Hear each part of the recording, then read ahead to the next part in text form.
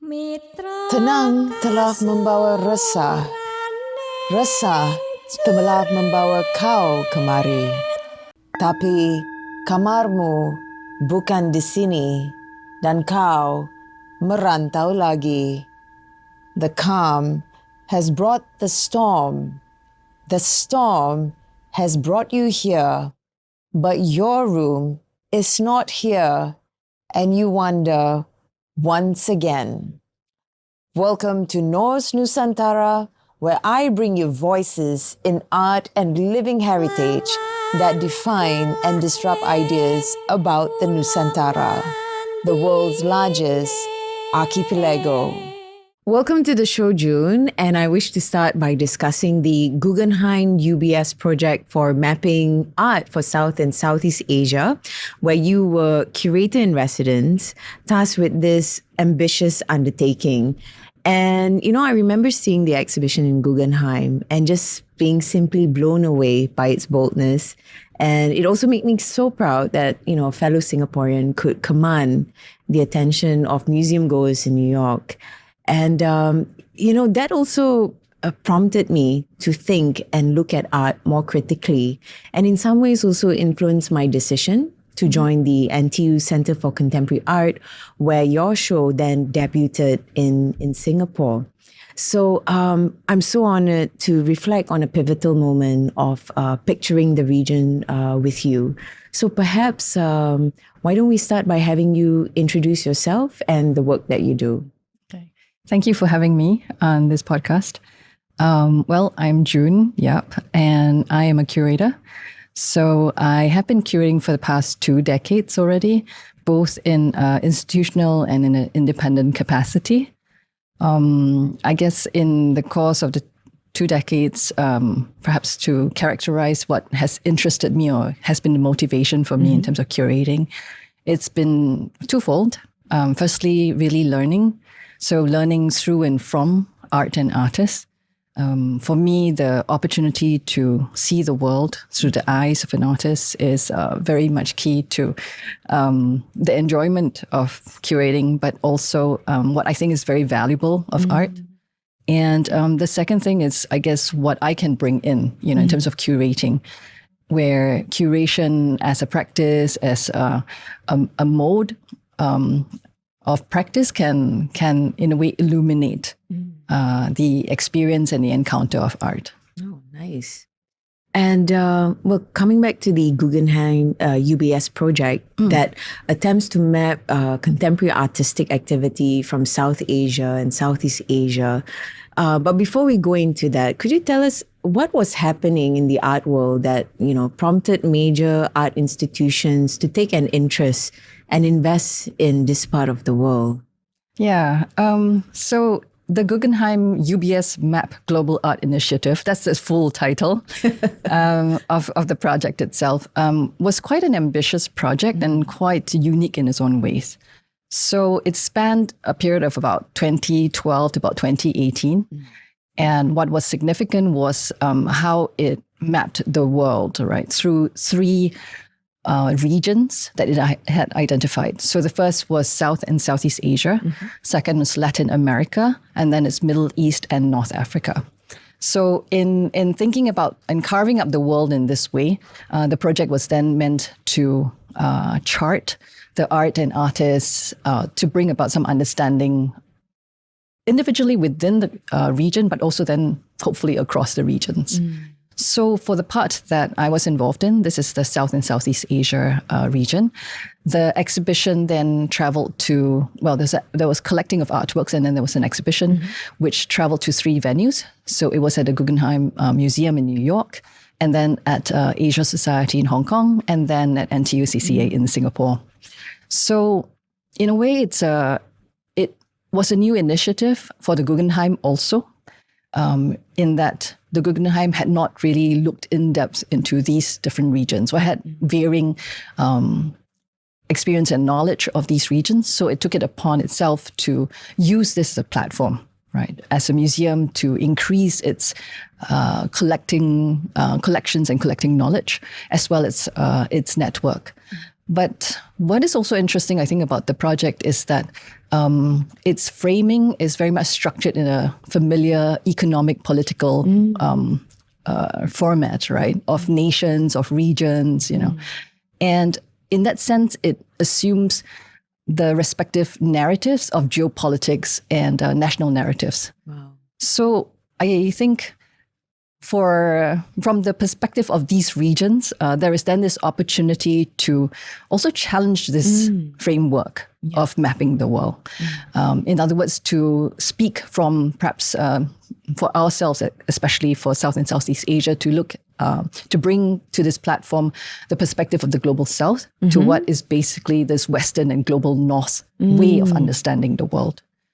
I think the other thing that was quite special about the project is how it was initiated through the patronage of UBS, which made then collecting possible. Right? So it's not just an exercise of reaching out and having these dialogues and conversation. It actually is acquiring works, and acquiring works itself is a long-term commitment.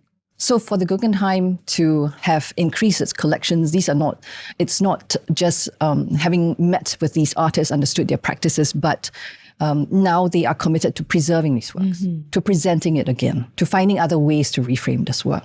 And that is a deep commitment. So for the project, within the period of just over 1 year, we managed to collect 36 artworks by 27 artists. Wow. Yeah. Wow, that's a hefty task. And in a very short span of time. Yeah. Now, going back to frameworks, and you have a very interesting approach and view towards this mapping exercise that seems to question the idea of mapping itself. So please tell us about your curatorial strategy and very provocative title, No Country.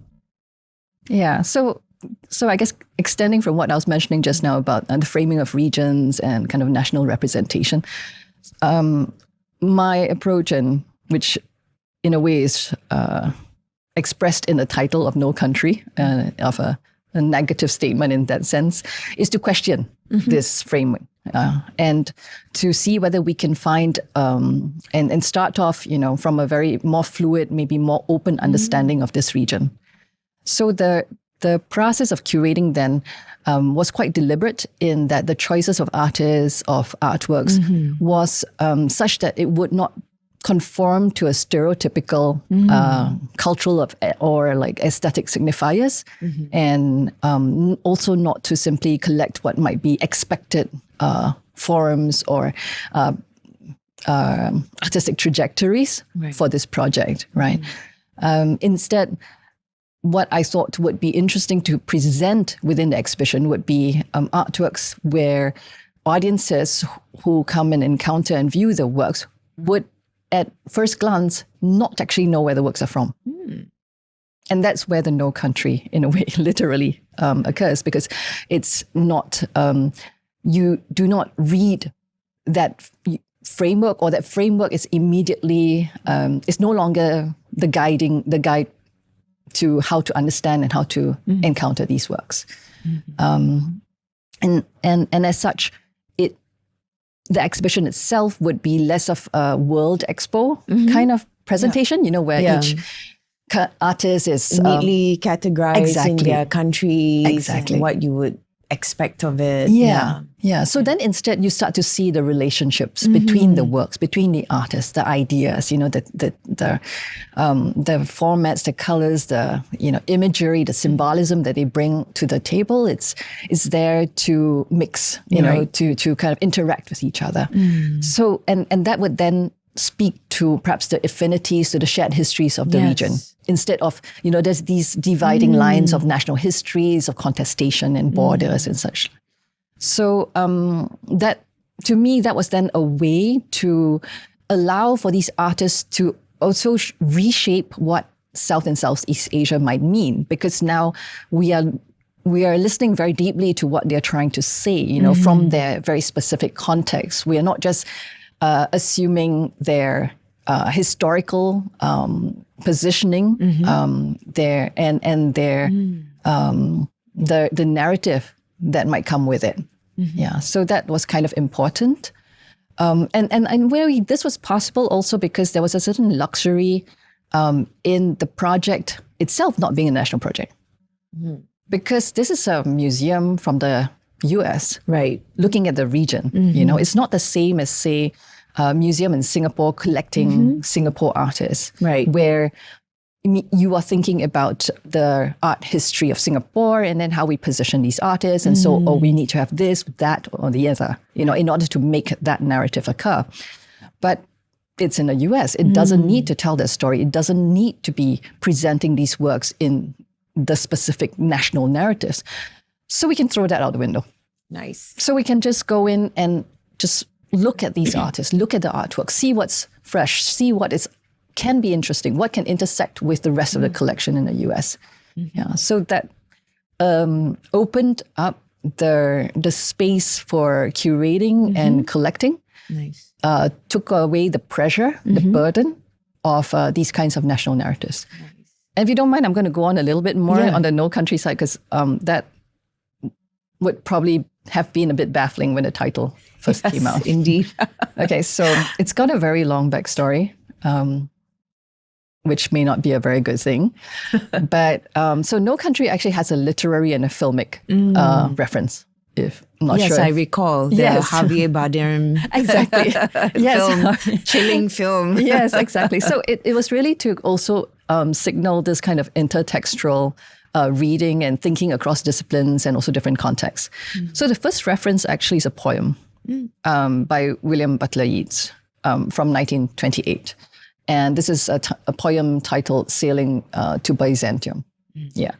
And this poem then is a poem that's relevant because it's about mortal dissolution. It's about death. And also about cultural wealth and perpetuity. So that seemed to be very appropriate for this project because it was kind of like accumulating artworks and accumulating legacies. So that made sense, right? So Sailing to Byzantium first, and then from there, it moved on to Cormac McCarthy's book, No Country for Old Men. Yeah. So No Country for Old Men is a book that was written in 2005, and which then in 2007 became the film. The Coen Brothers film. Yes, the Coen Brothers film, which is very exciting. And it's a crime thriller, right? It's a crime thriller that is about the pursuit of wealth and well-being. It's like a dog-eat-dog world, right? And in the process of trying to achieve these goals of wealth and well-being, these strange things happen, that trip them up. And in that way, it also parallels the poem. Yeah. So that's the literary and that's pretty poetic heavy, loaded background. It is quite loaded. Basis to start from. Yeah. And speaking of heavy and loaded, as we start to picture the Nusantara through the Guggenheim map project, is this artwork cover right here? Yes. Of Arin Sunario. And he's an Indonesian artist, and it's titled Volcanic Ash Series number 4. Did you choose the artwork? And maybe you can tell us who the artist is and the significance of this piece in your curation. Okay. So the cover here is actually chosen by the publishing team at the Guggenheim. But I thought it looked great, so I went with it. Yeah. And this work here is, you see, it's part of it. It's actually a larger triptych. And it's a work by Arin Sunario, right? Arin Sunario. And the thing is, I guess Arin is, at that point of time, quite a young artist. And most people would have been more familiar with his father. Yes. Selasa Sunario. How true. So I was in Bandung, and where Selasa Sunario has his space. And I had the opportunity to meet Arin. There was an opening. And I was very curious, He said he was an artist. And so, okay, you have a father who has, created such amazing work. So what are you thinking? So I visited him in his studio. And he showed me that he was trying to make these horizontal paintings. Like his studio had this setup where he had these frames and he was splashing resin on these frames to create his works. It was all quite interesting, right? Very much for him about pop culture in a way, about music, about, all these kinds of cultural references for himself in his time, right? Rightly so. Then I turned around and I saw there was a work using the same method, but it had this very different color, very different texture, detail. It was very beautiful. It was stretched across the wall in his studio. Yeah. And I said, what about that one? And then he got a bit quiet. He said, oh, this is actually about this was the volcanic eruption from 2010, I think? Yes, of Gunung Merapi. And it was quite a sizable eruption. Then I think it was the largest since the late 19th century. So it was, it had left a great impression on him, and obviously, great tragedy also. So he had collected the ash. He didn't know what to do, actually, when it happened. And so he just collected the ash, and he had kept the ash for a long time. Oh. And then finally, when he was making these works, he added the ash, and that's what he got. So it was a work that was very personal for him. Yeah. And at first, he didn't want to let it go. So we talked a bit. Yeah. Yeah. But finally, he agreed that we could bring it into the Guggenheim collection. And it's on the cover of this amazing publication. And so, I'm very appreciative of his willingness to let this work be part of the collection, knowing how important it has been for him. And it's interesting. I mean, again, reflecting on what you said about No Country, be looking at structures and him, again, in the shadows of his father's legacy and practically breaking out, quite symbolic in this work. Yes. And I recall Arin's work is quite colorful in nature. So this is quite a breakthrough for him, literally. Yes. Yeah. And using the materiality from the region as well. That's pretty exciting. And speaking of natural phenomena and materiality of the region, I want to talk about this other artist, Malaysian artist Simryn Gill. And her work Full Moon is in here as well. I mean, earlier we spoke about breaking away from the rigidity of national borders. I began to see that perhaps the idea of natural phenomena was possibly one thread that was going through in your curation. Yes. And so from Arin's volcanic work, perhaps you could share a little bit with us on Simryn's Full Moon work. Yeah. So Simryn's a really interesting artist. She has a wide ranging practice. She does a lot of different activities in her practice and a lot of very daily activities also. So it took a while of chatting with her because she would come by New York actually quite a few times. So she's known a bit in New York already. And we had these conversations around her works, just trying to get a feel of what would make sense. So in a way, curating the works for the collection was not just simply about my thinking about the collection and deciding, what would fit. It was also about conversation with the artist because this was a very interesting opportunity for artists to be able to have their works in the Guggenheim collection, right? So I wanted it to be a dialogue. I wanted it to be some measure of choice on their part too. So Simryn decided, one day she said, okay, what about this work, Full Moon? And first when you look at it, it's quite, you're not very sure what you're supposed to be looking at. It's a Which lot is of your pages. point in the first place. Yes, exactly. You look at it and actually maybe you don't think of Simryn Gill when you first look at it. So it's a very simple work. It's just pages of books, right? With a circle that's kind of looks like a doodle on it. But if you look closer, then you realize, if you start to read the text, that it's a lot of different kinds of books and serious books. So these are books on technical, economic analysis. It's on political commentary and such. And you start to wonder about these books. So the backstory is that these are books that were collected by Simryn's grandfather.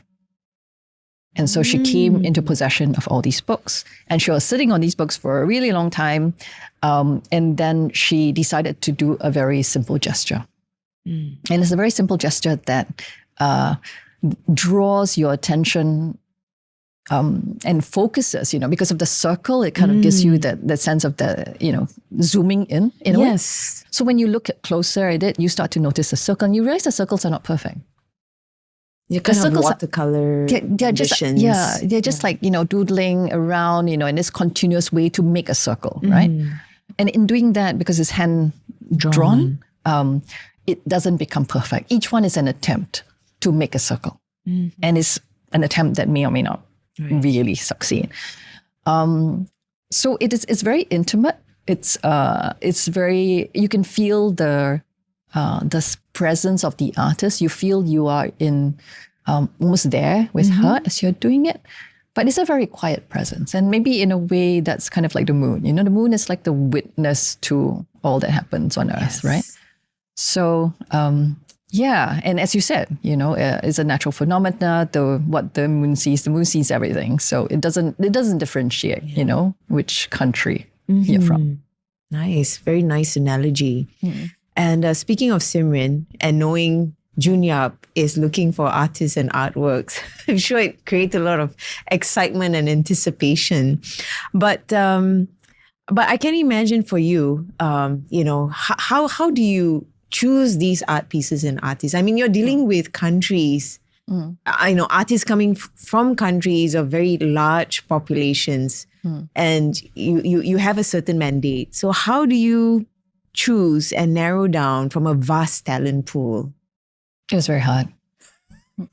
Okay. But I didn't have very much time. I know. So it had to be done very quickly. But it was very intensive. So I spent, I traveled, I wanted to meet an artist.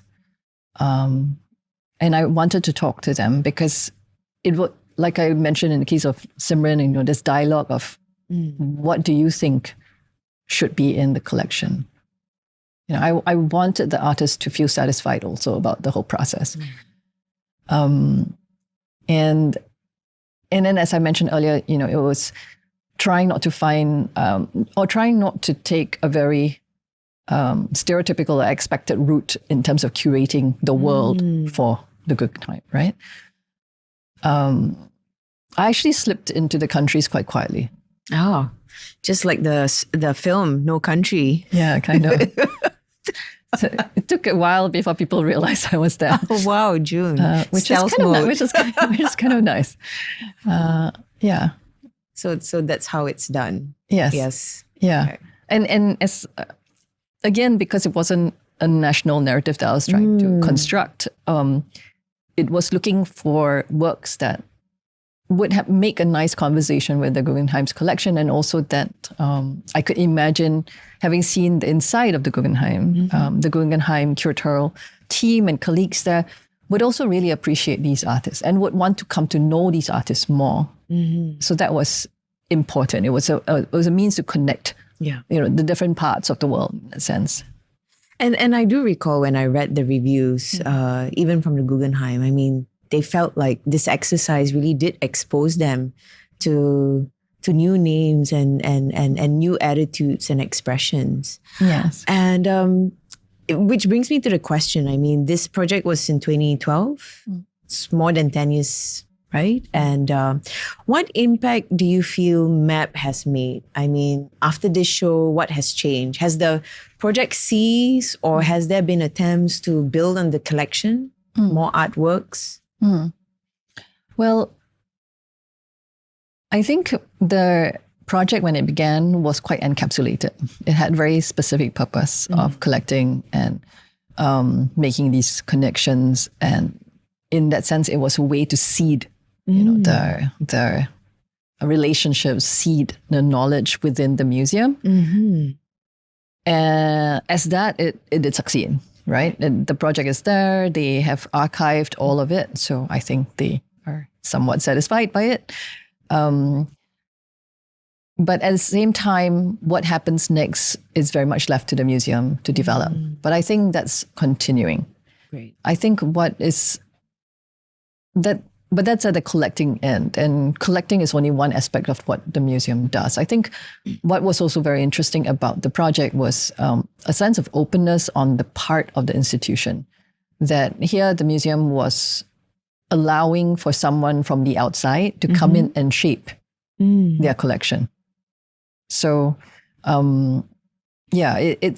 it's quite special because most museums have a very a specific and distinct way in which they would like to position and strategize on their collection. So this openness and conversation then was something I felt I needed to reciprocate, in the sense of not just bringing them objects and artists, artworks, but also the artists themselves, to bring them the community. So the project began as intention to collect and create an exhibition.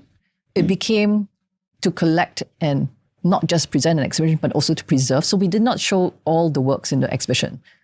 The exhibition space actually could not show the works, and we changed works from exhibition to exhibition so that certain ones appeared in each of the 3 exhibitions. Right. So to collect beyond the exhibition itself as an exercise.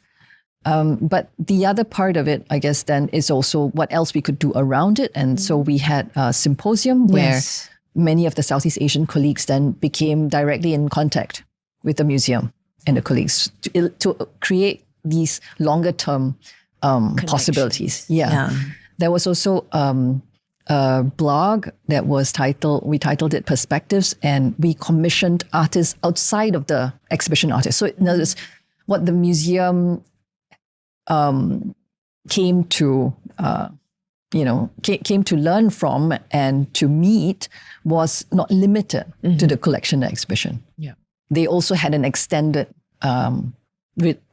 network of artists and curators who were part of this other commissioning exercise. Super. Yeah. I mean, goes back to my question, right? Because all of us have constraints with budgets and mandate, but it's nice to hear that, the constellation could grow in a different way other than just tangibly through a collection. Yes. Yeah. And in that way also, I feel the knowledge nodes can grow as well. But I'm hearing that the exhibition has done very well for the Guggenheim audience. But do you think it's really moved the needle here for audiences here to access and interpret art for the region? Because and this is a question I grapple with. I mean, do we even think of ourselves as a region? Yeah, I mean the project being from the global north, interested in the global south, that made the project necessarily about a kind of transformation of the notion of the global south within the global north, right? So that was more that was the New York audience, encountering these works, and then perhaps some part of Hong Kong. But then from the perspective of the region itself, what it does, I think, is to make us quite conscious of this looking into the region. And this looking in actually creates a space where we start to look at ourselves. So for me, the notion of thinking or being or feeling like you are, say, Southeast Asian, it's not a constant. It's not something you wake up and you go, oh, I feel Southeast Asian today. It's not that. It's something that fluctuates. There is intensities, and then it ebbs, and it intensifies, and then it kind of becomes less intense. And intensity then depends on what else is happening. So it's similar to the situation when you are in another culture. You feel your own culture, your originating culture, more intensely, right? Interesting. So, when you're on the outside, right? Yeah. Right. You have a longing to, for the inside. So it was kind of important that the collecting of the works and the presentation of exhibition also changed as it moved, so that it adapted to whichever country it was in, and it would change its emphasis. Right. In terms of the which works it would pick from what was collected, and how the exhibition opened. What would you see at the center of the exhibition changed? Yeah. So great. It's not a static entity. They're also very different spaces, so there was no way to make it the same. Okay. And would you say it's fair to say that large-scale, intensive initiatives for mapping and documenting the visual culture for the region, and in this case, as it's defined the Global South, are usually undertaken by very well-resourced entities outside the region? I mean, we think of Fukuoka and APT in the 90s, and of course, Guggenheim, UBS, most recently. Why is that so? Is the key operative word here resourcing? But are there other motivations? That's a good question. I think the resources are part of it. The resources provides the opportunity to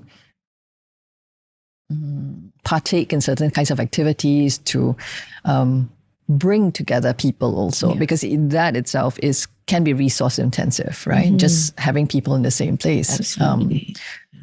And so there is that. But there is also then a kind of political interest, and besides the economic one. And this political interest is exactly what also creates this difference of the global North and global South. Yes, indeed. So in coming into a project like this and being very conscious of the fact that it's funded by entities which have reasons, even if very benign and very, generous intentions, it is an intention. Yeah. And so then what do you do with that? How do you create a space to make the most out of that generosity, but also allow for there to be some reflection of why there is that generosity? So what happened then was that, for example, in the New York show and as part of the project too, there was this underlying thread on community. In spite of the fact it says no country, the project has this idea of community in the sense of what it means to be together. What does it mean to want to be together and to identify as being together, right?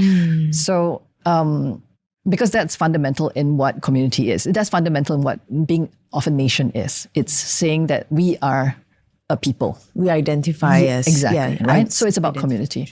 Yeah. And one historical representation of the community for Southeast Asia and South Asia is the Cold War. Wow. So there's actually an underlying trajectory of the Cold War in the exhibition and the collection of works, which is important for it to be there because it is also a political and patronage project. So it's these larger powers and that is at play here, right? Yes. Yeah. So then, in terms of this lingering, it wasn't about the Cold War, but there's these lingering traces of the Cold War, and you would see it in the works that were acquired, especially from places like Vietnam, Cambodia, India. Yes. There was this underlying thread that, in its representation, was more emphasized in the New York show than in the others. Interesting. I have to take a closer look at that. Yeah. And I would like to come back to this Cold War element, which you touch at great lengths in your book. Oh, okay. But as we wrap up the conversation on the map project, my observation is the curatorial concerns then, I'm not sure about now, perhaps there is to a certain degree, but it dealt greatly with mapping and worlding. But this has somewhat changed because when I look at SAM socials recently, it's interesting you see programs like the Cosmic Ocean, the Womb, and the Underworld featuring elements of Javanese gamelan and dangdut groove. And this is quite a shift from the time we entered the scene, which is very preoccupied with the global. What is the curatorial trend right now? Is there a return to tradition, a return to roots? It would appear to be in this current setup. But I mean, I think that artists are kind of barometers of our time. They help us to see what we might assume as natural. They may, and so what we are observing now is really that in the same way that of that earlier period, those were the conditions that the artists were observing of their own time. You know, these were, for example, artists who had experienced maybe the lingering effects of Cold War through their parents, you know, and that then shapes perhaps some of their works of that time. But now you are seeing artists for whom this is more removed, and so they're turning to other concerns of our time, which happen to be more about, say, the environment, climate, and such. Yes. So the ocean, you know, and becomes a space for negotiating this, and perhaps the threats of the past also still are there. For me, I see it not so much as a return to tradition, more of like we never left anyway. Okay. So yeah, but the artists are looking at it from a different lens, the lens of the present, which includes these other environmental and global and maybe concerns. Because I hear a lot of it, and this is a conversation I'm going to have with Eugene later on. This year's Venice Biennale, Foreigners Everywhere. This sort of emphasis on indigenous cultures and practices as a way to kind of to relook at the world right now and what's got to change if you want to live better and healthier. So it's a big question. It is. We just see it in a more piecemeal way in some of these books, which is great because maybe sometimes that's easier to process too. Indeed. And I want to bring this conversation of map a little closer to home and discuss the work by fellow Singaporean artist Tzu Nyen, The Cloud of Unknowing, who is in this map project, and you curated for the Singapore Pavilion for the 54th Venice Biennale, which is just a year before you entered the residency. And we want to talk about Tzu Nyen at length because he's going to help us, you know, answer some questions about the Nusantara. But please describe what Cloud of Unknowing is about. Yeah. So Tzu Nyen has a tendency to have a long backstory too. Okay, good. The Cloud of Unknowing is a work that references a book. Yeah. It's a theory of cloud, but written by Hubert Damisch in 1972. And this is a book that examines the cloud in its representation and meaning across both Western and Eastern art and aesthetics. Right? So it references and speaks, elaborates on the work of Correggio, Constable, you know, Song and Ming, China, also landscapes from Zen Buddhism. And like you were mentioning about the moon, the cloud is very borderless, really, right? So there's a blurring of border in thinking about the cloud across these different representations and art aesthetic manifestations from East and West. So clouds, you know, drift across these geographical boundaries. It's really, it doesn't make note of these geographical boundaries. So that was one part. But the title of the work, The Cloud of Unknowing, actually is another reference. It's a 14th century mystical treatise on the art of contemplative prayer. So it's about connecting with the divine. Right? But in this treatise, then the connecting with the divine encounters an obstacle. You know, in the form of, say, I don't know, like darkness or blindness, and it represents this in the cloud. So in a search for the divine, you kind of run into a roadblock. Yeah, the cloud is the roadblock.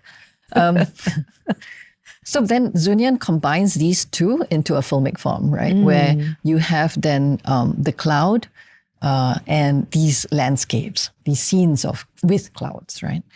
So these scenes and clouds then also become encountered by these bodies, which are kind of like clouds, how they drift, but they're not really clouds also. So you have this combination of aesthetic tropes and historical artworks that Tzu Nyen references all together in a way that is like No Country, a blurring of, these lineages, right? Aesthetic lineages of historic and geographic lineages, and just cutting and splicing all of this together. Yeah, so that's the work itself. And as to working with Tzu Nyen himself, I guess I've known his practice for a long time, and his interest in history is something we have in common. So there is his interest in historiography as an artist, and then there is my interest in artists who are interested in historiography. Nice. Yeah. And that's why you get this retrospective as historiographical aesthetic from Contemporary Singapore and Malaysia. Yeah. It also does kind of begin with many of the artworks that I was working and talking to Tzu Nyen about. Yeah. Speaking of Ho Tzu Nyen, I would like to discuss his early work, Utama, Every Name in History is I, produced 20 years ago. And for the purpose of discussing Singapore's relationship with the Nusantara, I thought we could start with this work because you spoke about it in your book, Retrospective, a Historiographical Aesthetic in Contemporary Singapore and Malaysia. And personally, this is an important resource for our discussion about picturing the region. So please tell us what this work is about. So the work Utama is pretty much the first work I actually saw of Tzu Nyen. So I met him around the time when this work was finished also. And when I saw it, it was very intriguing. I couldn't quite understand what he was trying to do. No, we never do. No. That's why I need you to break it down for us today. But, it already began to intrigue me in how he was very serious about trying to think about history.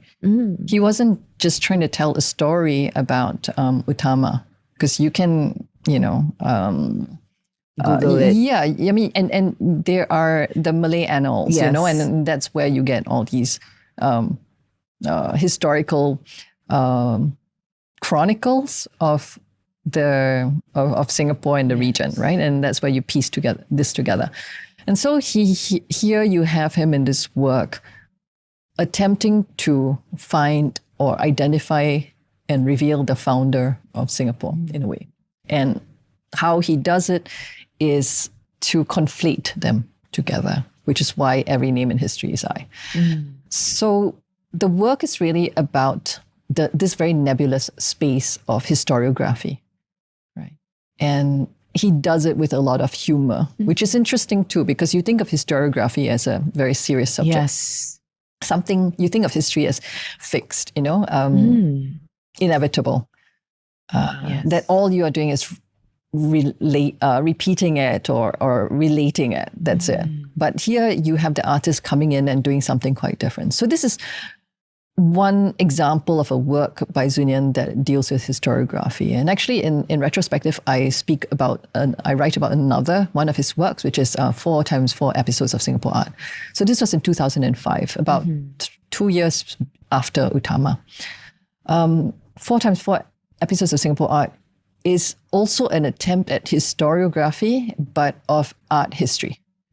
So in this work, it's 4 episodes that Tzu Nyen filmed to discuss, present, and maybe obscure and even change or rewrite or write its own version of the histories of 4 different works. The Tzu Nyen's remix. It's the Tzu Nyen remix of Cheong Su Ping's Tropical Life.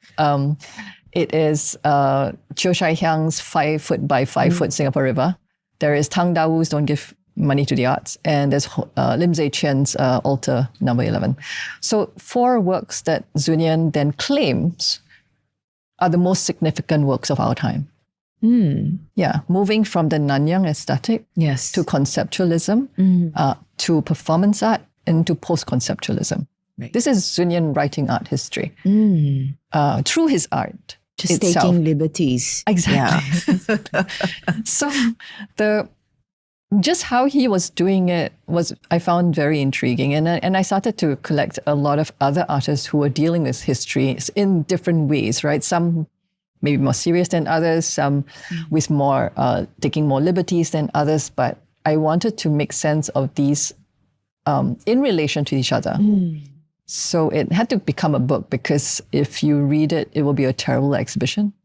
It looks terrible together. So it had to be a book where I was then trying to deconstruct the artworks by these artists that I'd become very fascinated by. So to summarize very briefly what that entire thing is about, it's about artists who have works that have a historical bent, right? Yeah. They are purportedly about history. But then aesthetically, they stretch the limits of history, which then I argue, putting them all together, is actually very historical because they embrace the historiographical method. Wow. That's what the whole book was actually about. It took a long time, a lot of words to say that, it seems. And then how that helps us maybe understand, like in a broader sphere of art history, what art does perhaps is, and how art history is put together. It's really about timing. Yeah. So timing in the sense of a kind of chronological lineage, which the artists all play with, but also as emergence. And this emergence I find very interesting. The emergence is where some change can happen, where the artwork shifts the historical process. Yeah, I'm quite excited by that actually. In some of the examples you cited, to kind of like imagine a parallel universe. Yes, something like that, an emergence, yes. And speaking of parallel universe, and coming back to Tzu Nyen's Utama's work, I can't help but see this is a satire on the story of Sang Nila Utama, right? Singapore's pre-colonial founder, whose sighting of the singer is speculated because singer, which means lion and lion in Malay and Sanskrit, is not native to these parts. So Sang Nila Utama may have seen another huge cat, which is the tiger. And so here's the issue, right? Singer forms a large part of Singapore's name. So what is Tzu Nyen trying to say about this supposed glitch in his reimagining of an episode from the Sejarah Melayu? He's thinking of a parallel universe. Would we be a different name country? Yes, there's definitely this preponderance of the feline in Tzu Nyen's works, especially more in the present. I think he just likes cats. Okay. But it's also about a kind of confusion that of founders that you see in Utama that I think is important here, because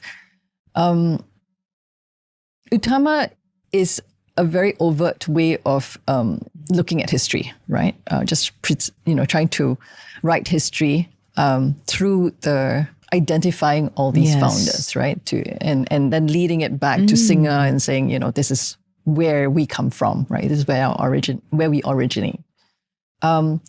But in the end, actually, the founder is never revealed. Yeah. Right? So the process fails. And the failure is actually important. Instead, what you have is this kind of parade of voyagers, settlers and rulers and such.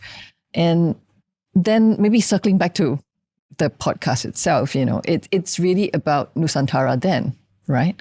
So when you think of Singer, it's not about just Singapore as a country. And in a way, Tzu Nyen's works are also not just about Singapore. It kind of expands beyond that. It's about this space, this kind of nebulous or, space where the histories overlap. You're not very certain what is the actual story. The stories fall apart because they are not perfect. They don't quite match up. Yeah. But that is this Nusantara space. It's very, it has, a lot of possibilities, right? Yeah. I think that's what it's about. That's a refreshing way to look at the story we've been told. The failure is important. The failure is important, yes. Yeah. And circling back to your book that talks about the historiographical aspects of contemporary art practices in Singapore and Malaysia, tell us about the power of art that could literally make us relook history and ourselves. Yeah, art can be very powerful in doing that. But I think it does it. And this is also where the emergence comes in, that the artworks create that or become a trigger or provoke that question, that uncertainty. So rather than the artworks being having their power or their significance just in what they say, it's also in what they don't really say.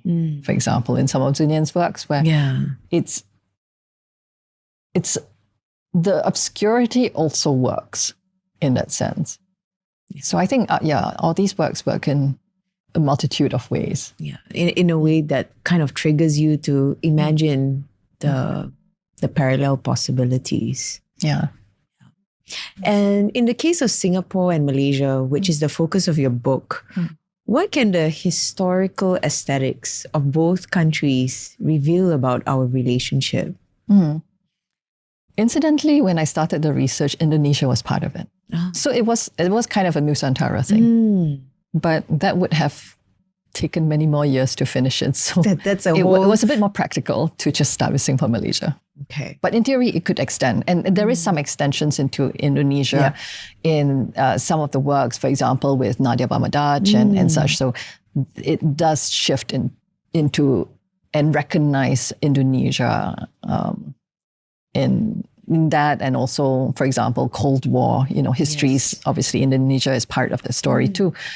So, wait, what was your question? My question is, what can the historical aesthetics of both countries reveal about our relationship? Because we're always spoken of as kind of distinct, but the irony is we were kind of together before. Yeah. I think it actually, the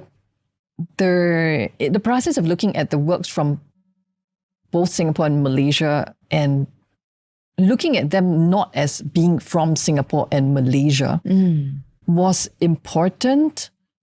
It's not a book which pits the artists from one country against the other. Yeah. It instead just juxtaposes them. It makes them strengthen the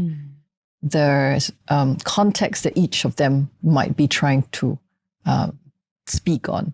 So it becomes cumulative.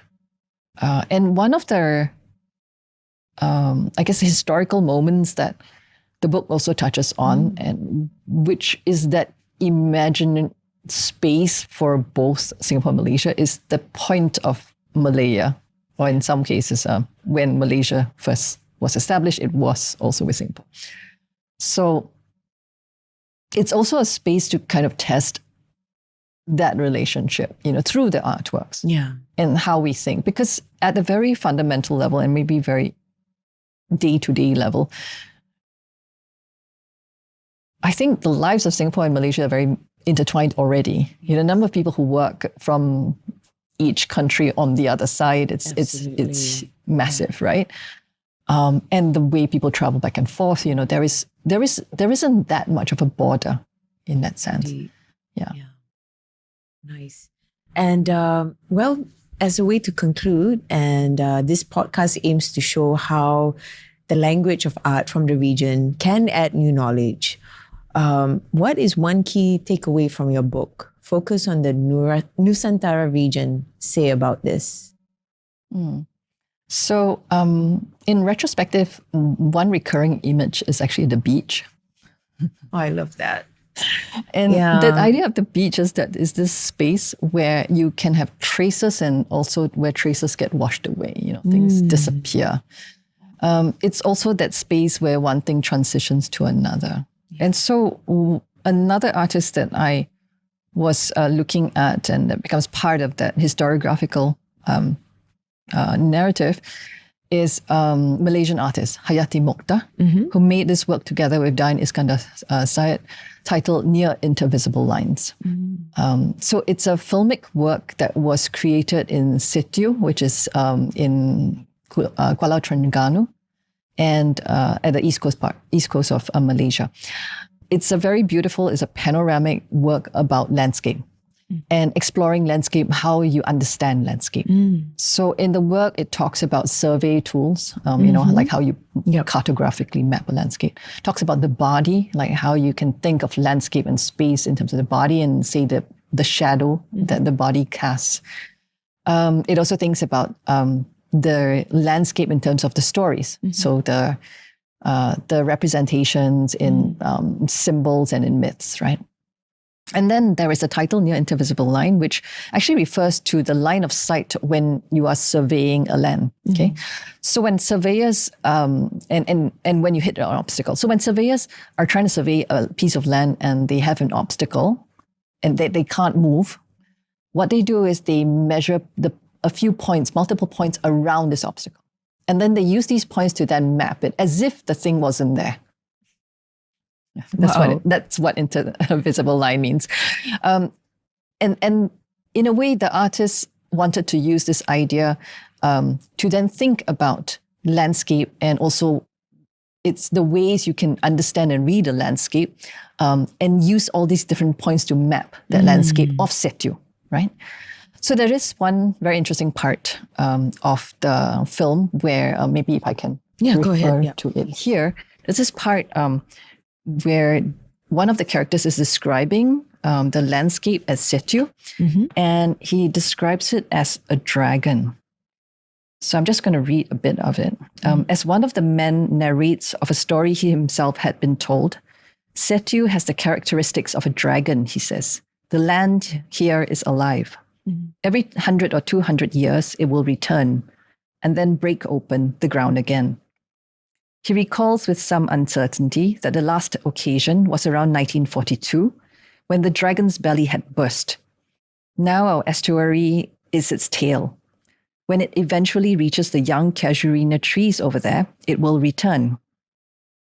So it's understanding the land and the changes in the land in this very mythical sort of way that I thought, it's my way of trying to bring this back to Nusantara, in thinking of Nusantara as this kind of mythical, also symbolic and narrative space that appears and disappears. It slips in and out.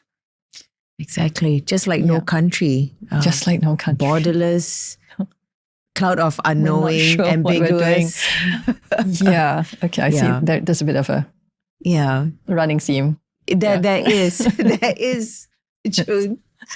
So I think we've come to the end of our session, and thank you, June, for helping us break down the possibilities of the Nusantara, and questioning the known, and embracing the unknown. Thank you. Thank you, dear listeners, for tuning in to this episode of Norse Nusantara. Follow us on Instagram, TikTok, and subscribe to this podcast to hear more from leading thinkers and creators on picturing the Nusantara.